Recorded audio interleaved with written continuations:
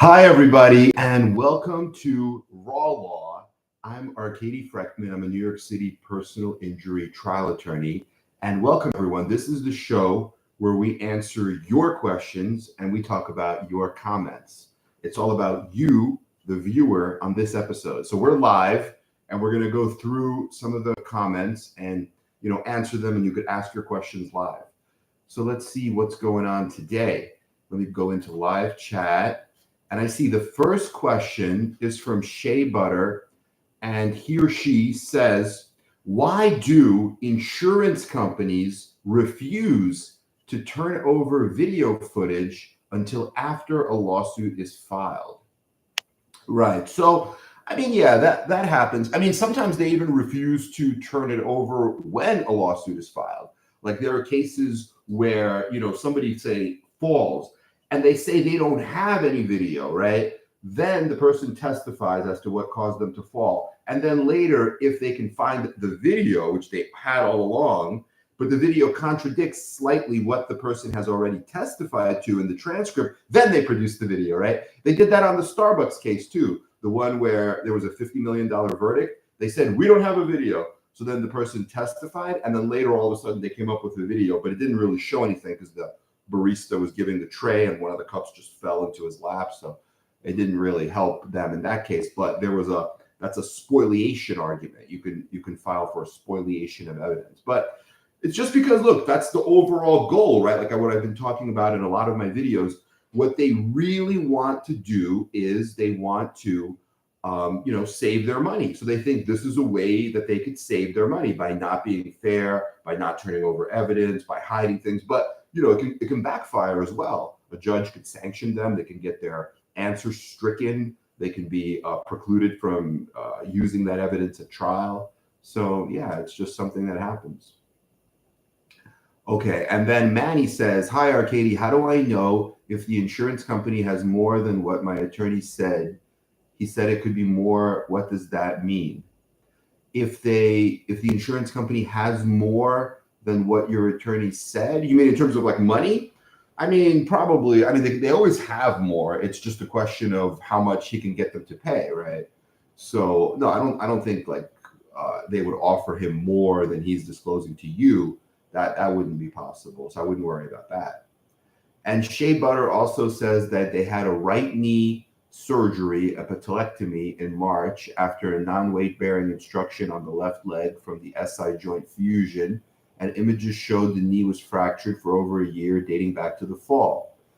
And they're asking, can the grocery store be liable for the SI joint fusion and cascading events that led to the kneecap removal, and how much could all this be worth?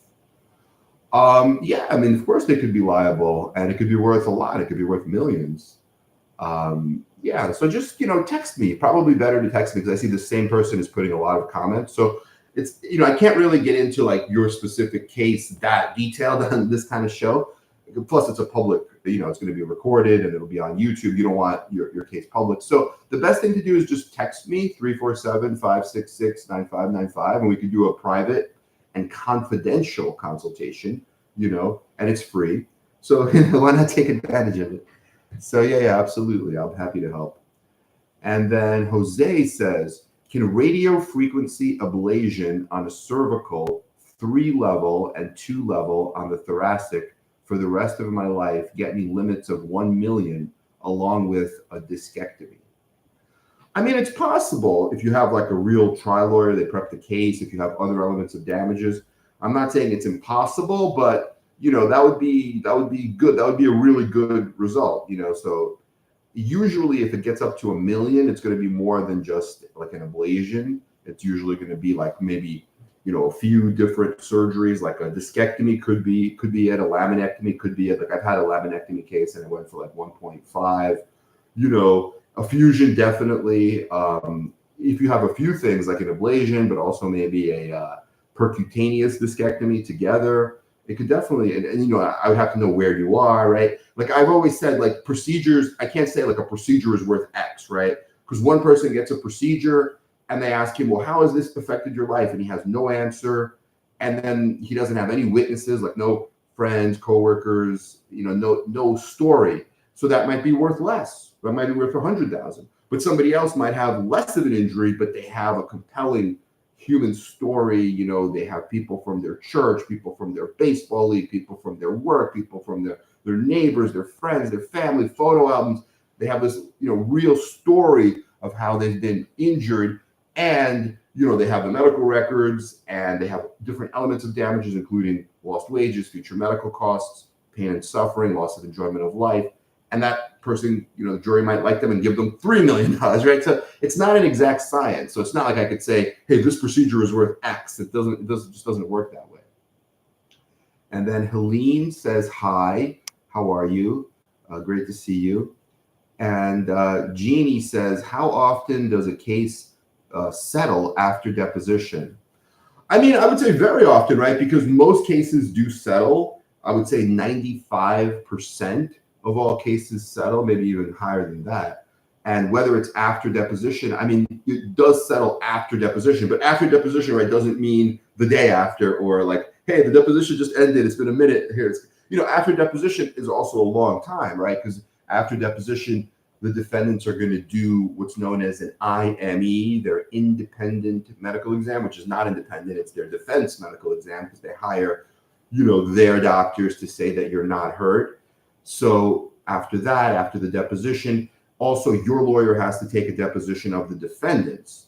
And usually that is to prove liability, like the truck driver or the car driver, the car that hit you, or if it's a slip and fall of the super or the maintenance person or the landlord who left the hole or the unsafe condition, right? So how effective is that deposition? If your lawyer scores a lot of points and does a good job, then it's going to be worth much more. If the lawyer doesn't, right, then it's going to be worth much less. So all these things come into play, as well as the other thing that really comes into play is, you know, your venue. Some venues are known to be, you know, plaintiff friendly and cases settle. Other venues, they're not, right, not so friendly. And so the insurance company might say, you know what, we're in a good venue for us. We're in like a conservative venue. We're not afraid of trial, and we're not going to settle. So every case is different, but usually if a case is going to be settled, it's good. Usually, you know, happens after depositions. That is the time when it happens. And then Jeannie also asks, can an IME report be damaging, even though they favor the defense? I mean, yeah, sure, it could be damaging. I mean, you have to read the report. You have to know what the doctor is saying and whether it has any medical significance, right? Whether it's credible. A lot of the times they'll say that your injury is not caused by the trauma, like by the car crash, but rather it's caused by living your life, right? The normal, painless aging process, which is known as degenerative disc disease. Because guess what? From the time we're born, when we're little babies, right? 8 pounds, whatever, when we're born, until whatever age we are now, and for the rest of our lives, we degenerate, right? Like our spines degenerate, they get worse over time. And so they're saying that, hey, you're a 47-year-old, for example. Well, you have the spine of a 47-year-old. So it's not because this truck crashed into you, but it's because from living your life that these are just normal changes, like desiccation, which is like loss of water, things like that. With, you know, some and spondylitic changes, for example. And, you know, if that's all you have, sure, then probably it is degeneration, you know, so you have to be careful. You have to show that IME report to your doctor, your treating doctor who's going to testify, and he or she then has to refute and argue and explain medically why that's all a bunch of baloney, right? Because you could have degenerative changes, but guess what? Of course you have the spine of a 47-year-old, right? Whatever age you were when you got hit by the truck. But so then that truck is like trauma on top of degeneration. So they take you as you were, you know, 47-year-old, but they add trauma and the crash on top of that. So you have to be able to argue that and explain that medically. So it's an entire, you know, it's an entire process. But yeah, it could be damaging. I mean, that's why there are defense verdicts, right? Because sometimes the jury believes the IME doctor, and then they say, you know what, this is zero, or that's why there are low verdicts. Like, you know, plaintiff comes in and says, I want $10 million, but they say, you know what, this is only worth 100,000, because they believe the IME doctor sometimes. That could be one of the reasons. Okay, and then Harold says, starting law school in August, Would like to become a trial attorney. Any recommendations on the journey there? Keep up the great content. Yeah, I mean, absolutely. That's great. That's great. I'm glad to hear that. I mean, I would say,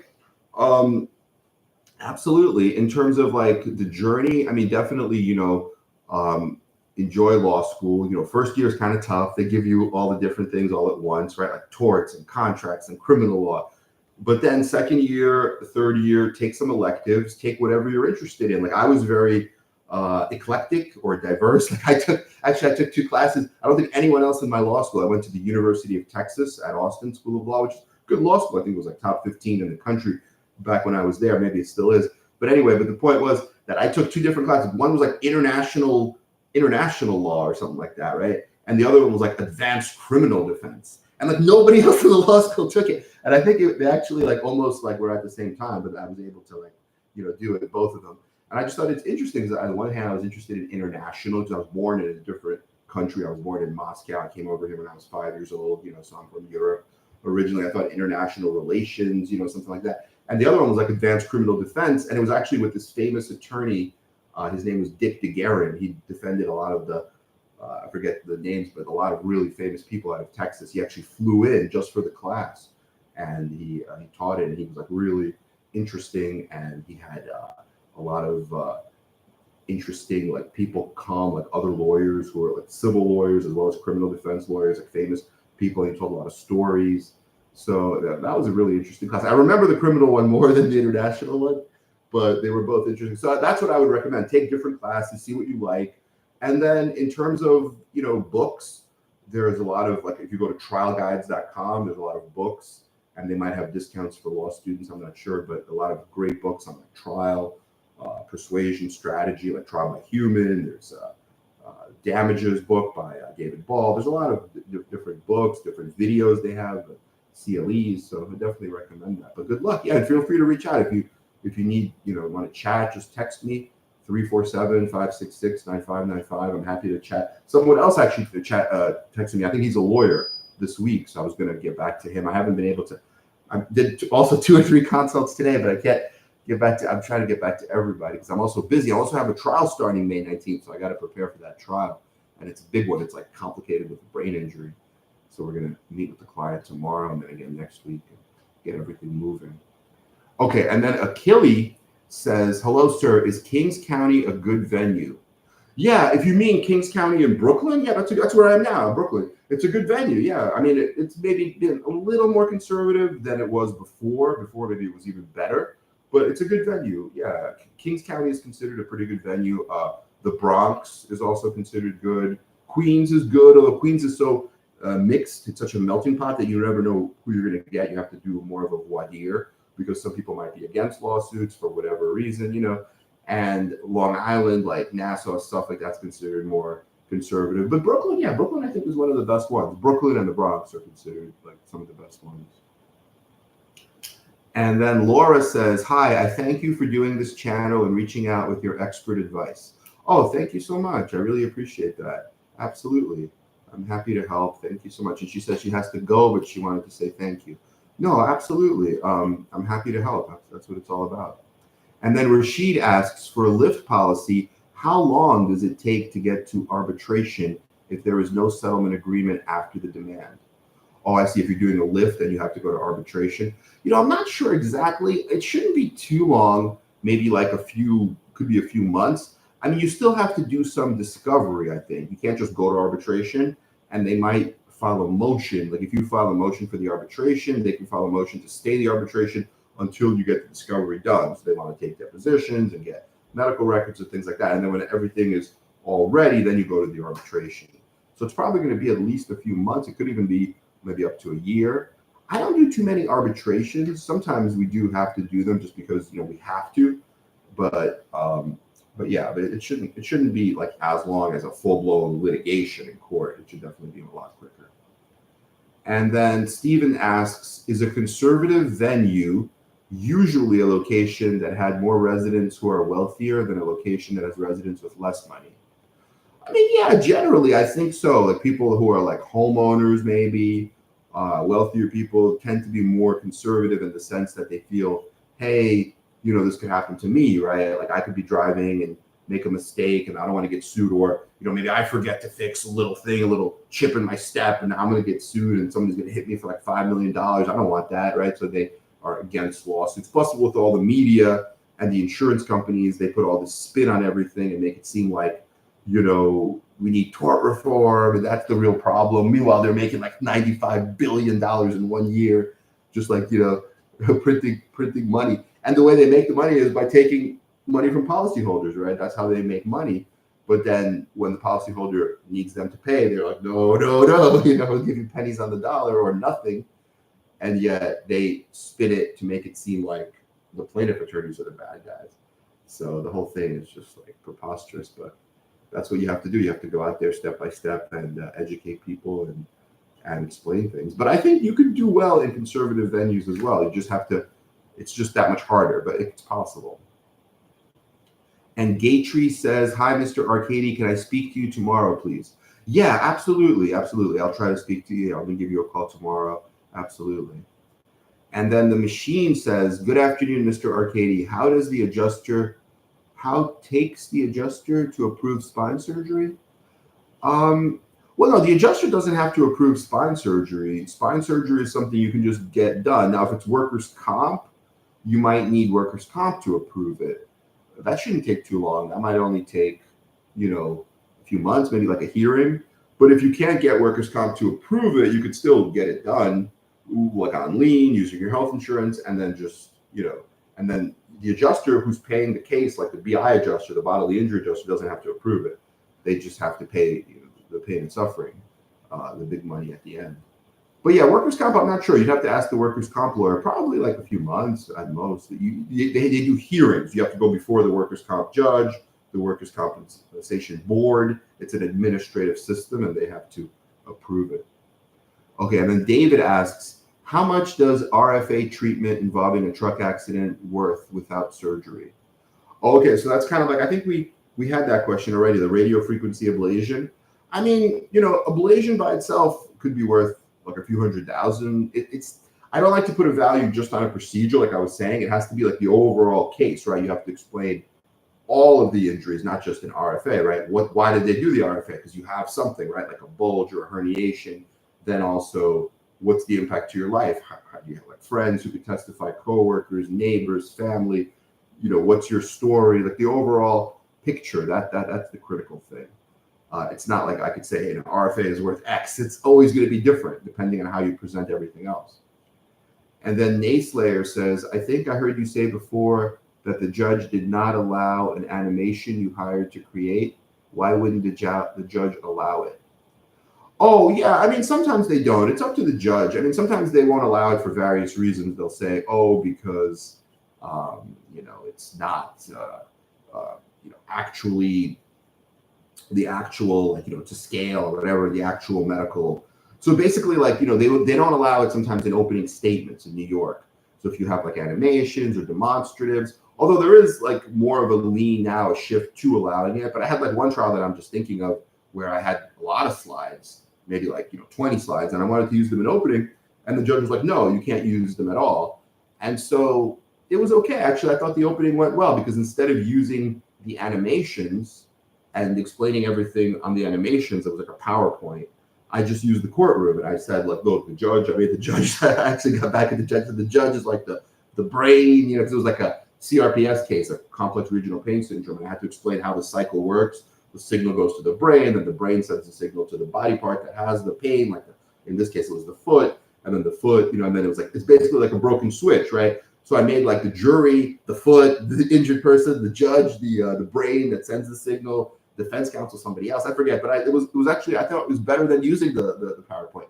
So you just have to like, chill and just, go with the flow. You never know what they're going to do. Very often, like you think you're going to, use an animation or whatever, and they say no. So you have to be able to think on your feet and pivot. And so it's like a boxing match. You have to be able to, shake and move or whatever, shake and bake. You have to, otherwise, you're going to get, if you get nervous, if you start, you're going to lose. So, but I thought it was better without the animation.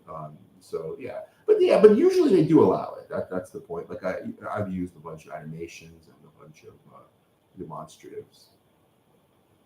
And then Keith asks, I'm in Indiana. Do you have any contacts here I could speak with? I spoke with you a year ago about the prison van wreck.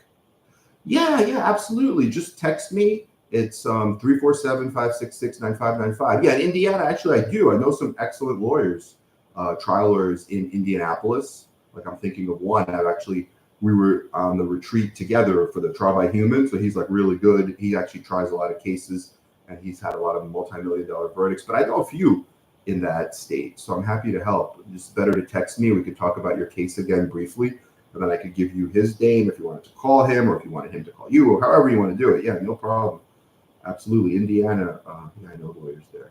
I pretty much know lawyers almost everywhere at this point. Like, definitely like the Midwest. We have like definitely the coast, of course, like New York. Recently, I was working on a few cases in like New Hampshire, Maine. So I got like 4 or 5 lawyers up there, and also down Florida and South Carolina, Georgia, and then the other side, California. There's so many lawyers, excellent lawyers there, and other places like Oregon, Texas, all over. So I'm happy to help. Okay, and then Harold says, thank you for your suggestions. Looking forward to August. Worked for a PI firm in my state, so it's all I'm familiar with. Oh, okay, that's good. That's good. Yeah, absolutely. That's very good. So, yeah, absolutely. Yeah, no, that's good. Yeah, you should continue to work with the PI lawyer, and but yeah, also like go to a few different. Also, if you go to some of these like retreats, or CLEs, I think they have like discounted pricing for law students, or sometimes it's even free for law students. Like one is called Trial Lawyers University, TLU. I went to one of their presentations last June. It was in Huntington Beach, California. It was really good. Really good. And they used to do one in Las Vegas too in October, but I think they stopped. But they're going to have one again coming up, I think beginning of June this year. So you could consider that. You could actually reach out if you text me. I could connect you with the guy who runs it, Dan. I'm Dan Ambrose. I'm friendly with him. He could probably get you a discounted ticket or a free ticket. I'll be right back. Excuse me. I just have somebody at the door. 1 second, and I'll be right back.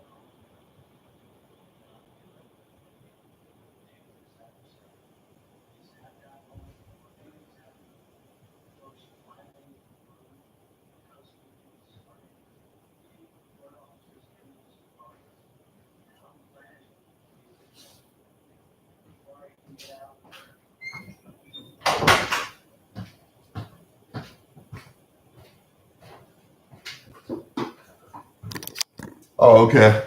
Sorry about that. I'm back. I was just somebody was at the door. I had to open the door. Everyone else is gone already. It's after 6, so I'm like the only one here in the office. But yeah, so let's see. Where were we up to? So we did Harold's question, right, about the suggestions. Yeah, so yeah, there's a bunch of those. Like, so Trial Lawyers University is one. There's also Trial by Human. They have workshops. There's and I don't know what state you're in, but like you said Florida, right? So in Florida, there are also groups that do, like, for example, this one lawyer, Keith Mitnick, he's from Morgan & Morgan. He does a lot of events, and like he has books called Don't Eat the Bruises, which is a really good book on picking a jury, opening statements. And he'll do like events where he talks, really helpful events. So I would recommend that in Florida. And there's also Trial School, and that's also, I think, out of Florida. And they have events like online and in person as well. So yeah, there's so many. Or there's also Connectionology. I'm just thinking, so I can go on forever about this. But yeah, just text me. I'll help you with that. Okay, and then Nayslayer says, my lawyer says the police body cam BAC field test cannot be used as evidence. The footage shows a drunk driver blew 3 times the limit. Why can't we use that footage?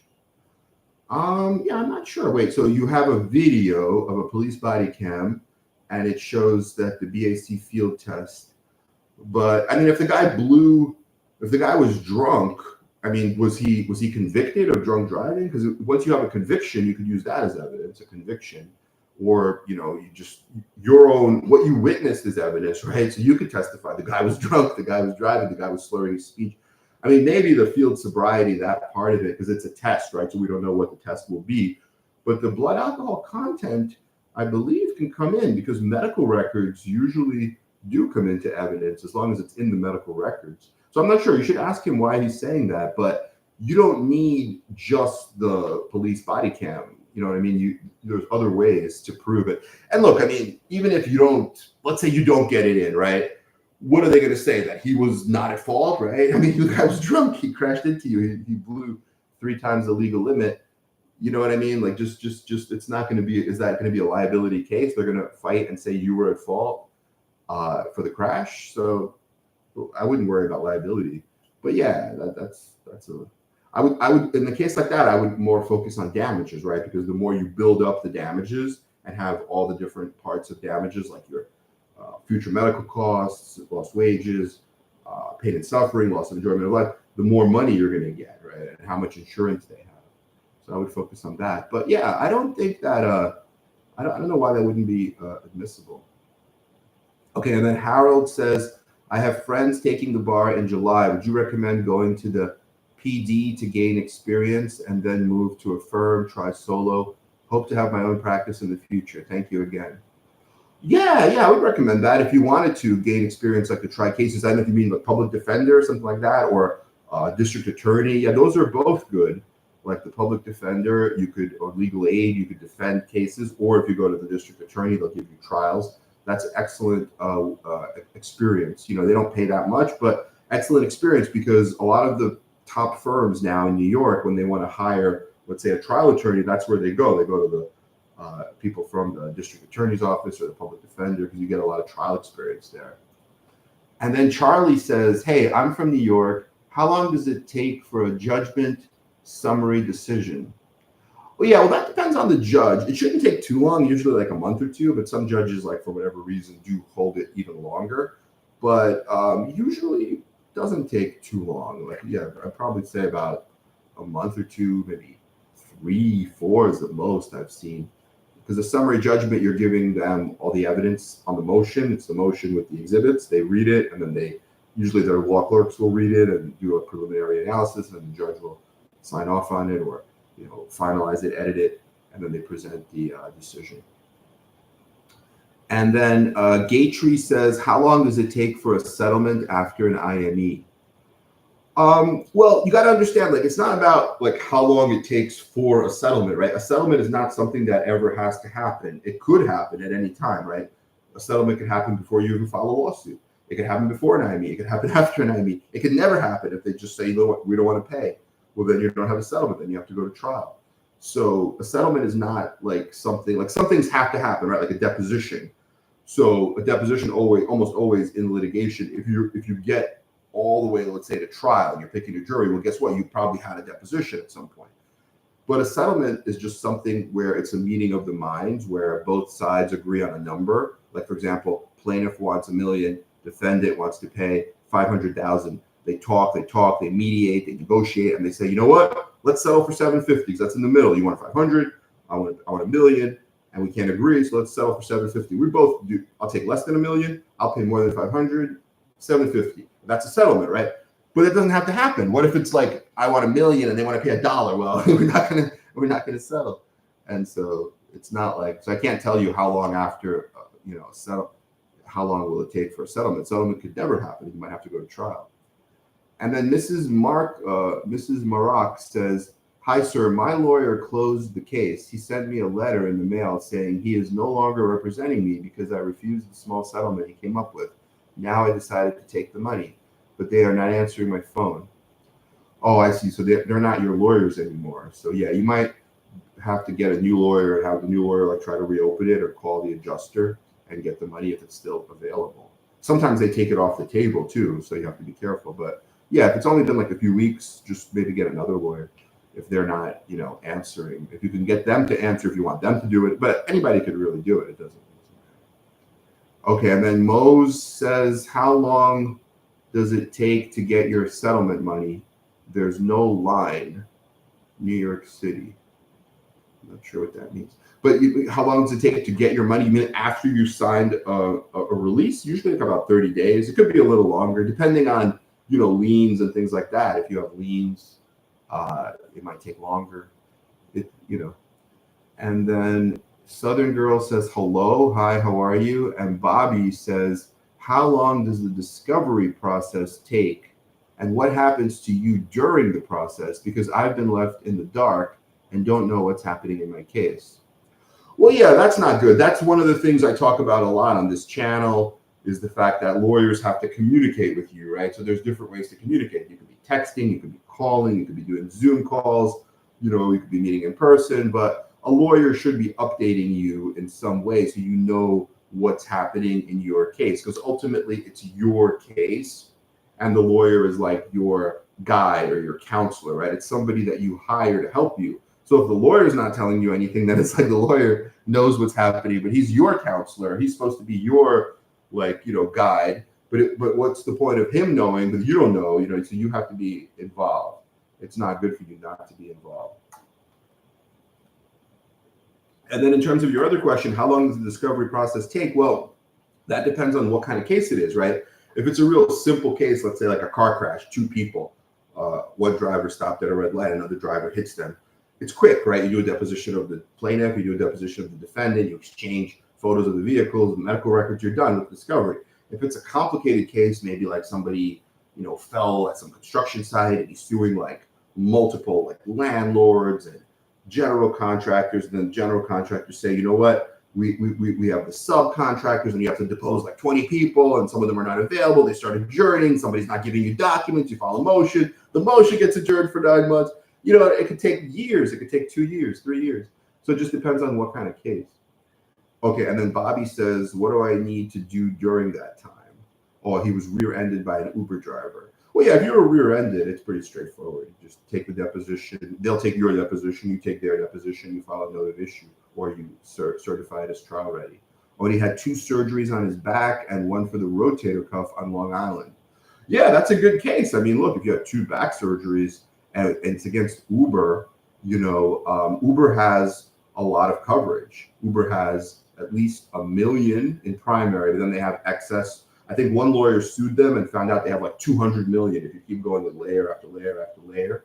So absolutely, that's a big case. So yeah, if you need help with that, just text me. I'm happy to give you a consultation. But yeah, you shouldn't be left in the dark like that. That's the real problem. Because look, if you're being left in the dark like that and the lawyer is not speaking to you, then guess what? Probably they're also not doing all the things they should be doing to get you the maximum amount, right? Because it all goes hand in hand. The same way that a lawyer is not communicating with you, they're probably not dotting all their I's and crossing all their T's and getting let's say, future medical costs and hiring the right experts, or getting, future lost wages or past lost wages and sending you to the right doctors to make sure, because they can't, right? If they're not communicating with you, how are they going to coordinate your medical care? Like some people in a crash like that might have a concussion or have PTSD or a traumatic brain injury. But if they're not being sent to a neurologist, neuroradiologist, and all the workup, then that case is gone, right? There's no traumatic brain injury if you can't prove it. And the same thing but you have a back injury, so you've had the surgery. But no, the lawyers have to be communicating with you, and because it all goes hand in hand, right? If I don't know my client, how can I then tell their story and present their case to a jury? The jury is 6 people that are complete strangers. 6 jurors and 2 alternates, 8 people when you're in court in New York. They're complete strangers. They know nothing about your case. So the lawyer has to be so intimately familiar with the case that he has to explain it to them, and they have to understand it, and then they have to vote for you, because you have to show it's your burden of proof as a plaintiff that you were not at fault, that this crash is what caused your injuries, not that your injuries were from degenerative disc disease or living your life, but rather from this crash. You see all these things. And then if the lawyer doesn't even speak to you, how are they going to be able to do that? So I don't know. I don't like it. But if you need a consult, just text me. I'm happy to chat. 347-566-9595. Let me drop it in the chat. There's a few people I think today needed maybe a consult. I'll just say text me. Just the only thing I ask is when you text me, just give me like your name. You don't have to give me your full name. You could just say like, whatever, John or Joe, but just tell me like brief facts. It could be like one sentence, like I got rear-ended, a little bit about your injuries. Like I have a herniated disc, I had surgery, and then what city you're in, like I'm in Milwaukee or whatever. And that's about it, really. That's all I really need. Then I have an idea of what it is, and I can then schedule. Oh, and also tell me like what time is, what day and what time is best for you. And I could schedule a call. I usually try to do them maybe one or two in around 11 or 10 a.m. New York time, and then another one maybe a bit later, like 4 or 5 p.m. So yeah, absolutely. But I'm happy to help. And then Alfred says, "Thank you for all you do." Oh, thank you. Absolutely, thank you. Great to see you here. And Mose says, "How much usually are the lawyer expenses without going to trial? A deposition has been done." Well, yeah, I mean, depends also what kind of case, right? Because like it's hard to say, it's not going to be a usual amount, because like if it's a simple car crash, and like a simple car crash, let's say in New York, right? It could be like, it could just like $200 to file a lawsuit, whatever the medical records cost, might be 100 or two. It might be, deposition. By the time you get to a deposition, when you pay for the stenographer, you don't pay. You pay when you question. So like you would pay when your lawyer questions the defendant. But usually, how many pages is that going to be? Like $200-300. So it's usually not much. But the only time the expenses get really big is if you need to hire like an expert, like maybe a safety expert for like a truck crash, and the safety expert might want a $10,000 retainer, right? Or if you're going to trial, because then you have to call all these doctors, to testify. So the doctor might say, I want $20,000 because I have to cancel my patients for the day, reserve that time. I'll come to court. I'll give you a day's worth of testimony, but I want $20,000. And if you don't pay me, then I'm not going to come. So you have to pay that. So that's when the big money comes. But yeah, usually if it's just around just depositions, it's just a few $100s.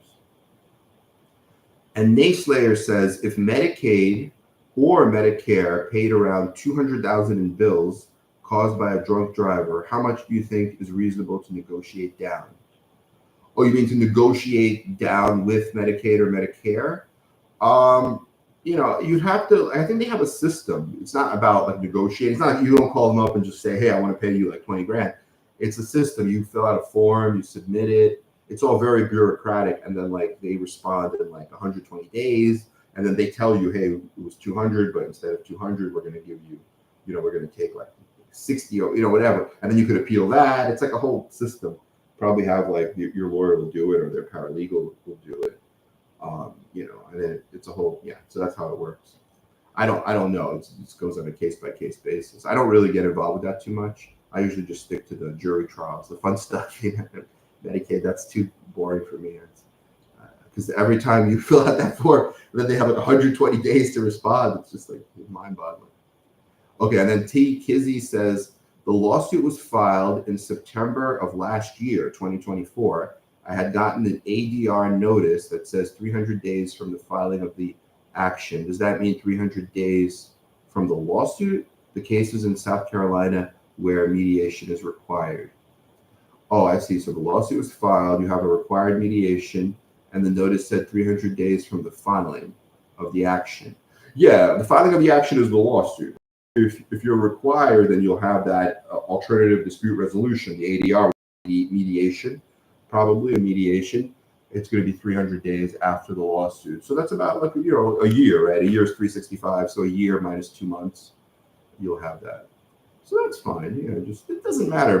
I mean, it matters if by then you have enough evidence, right? Like depositions, discovery, documents exchanged, so that you could then say, hey, let's go to this mediation, pay me X because look, you have all this evidence.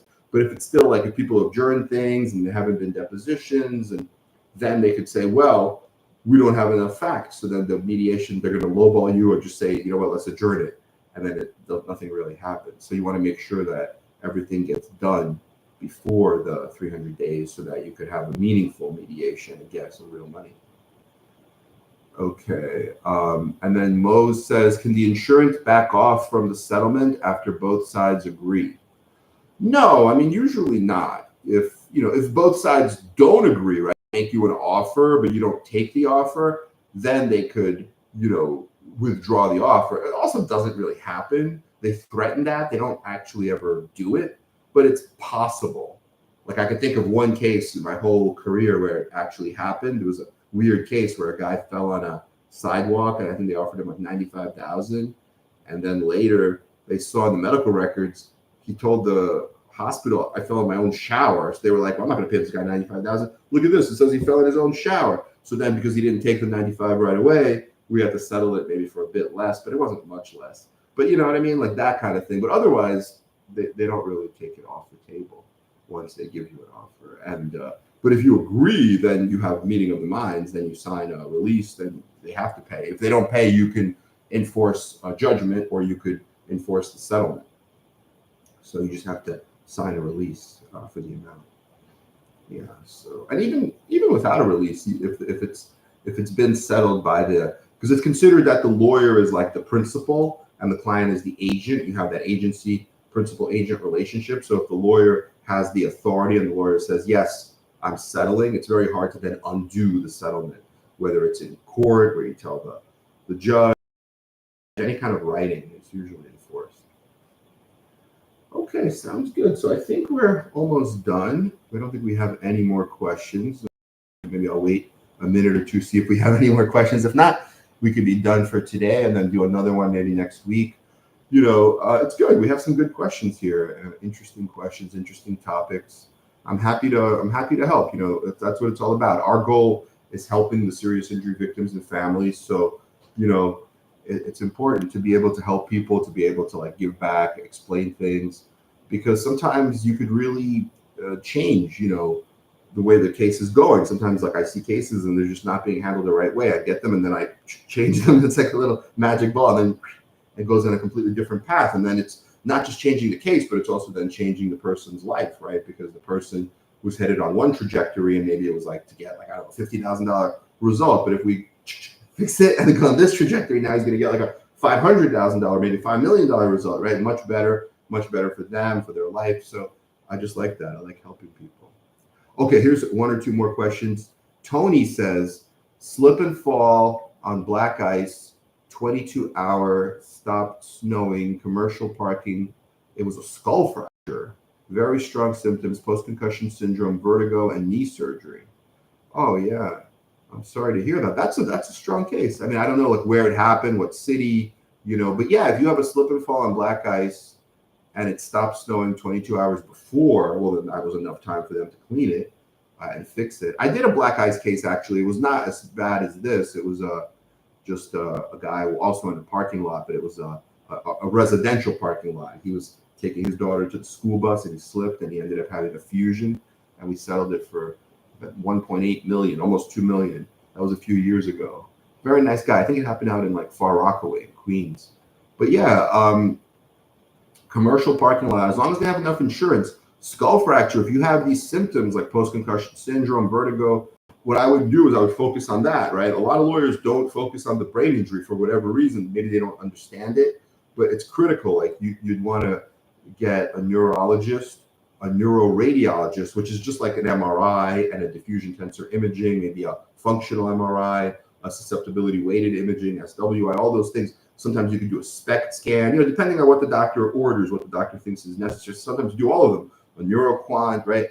So essentially what all these tools do is they take like a color imaging of the brain and they explain like where you are compared to normal. They have normative databases of what normal is. And they say like, look, normal is this, and you're here, so you're like 5% of what's normal. So why would that be, except if you had a traumatic brain injury, right? And you have all that different evidence. So definitely the neuroradiology, definitely the neurologist, and then sometimes also the neuropsych, which is more testing, and they ask you questions, they make you read paragraphs, and then how you do compared to normal also, and then they do an assessment. So in New Jersey, yeah. So no, I mean, I'm happy to help with that too. Just text me 347-566-9595. I'm happy to speak with you and help. But that sounds like a massive case. I mean, that could be like a multi-million-dollar case with, if you said 40% hearing loss in both ears. So it's a real TBI. As long as you can prove liability, I would get like an expert engineer, safety expert, maybe somebody who cleans snow, like a plowing expert. I actually have a book on, you can have it here. I really shouldn't have it here anymore. Let's see if this is it. Because I had this case a while ago. I guess I didn't clean my desk. Oh yeah, look, Managing Snow and Ice. This is the book on it. John Allen, Snow and Ice. It's all about like how to do it. I read through it. When I did the deposition, I asked them. This case actually that I worked on, it's settled.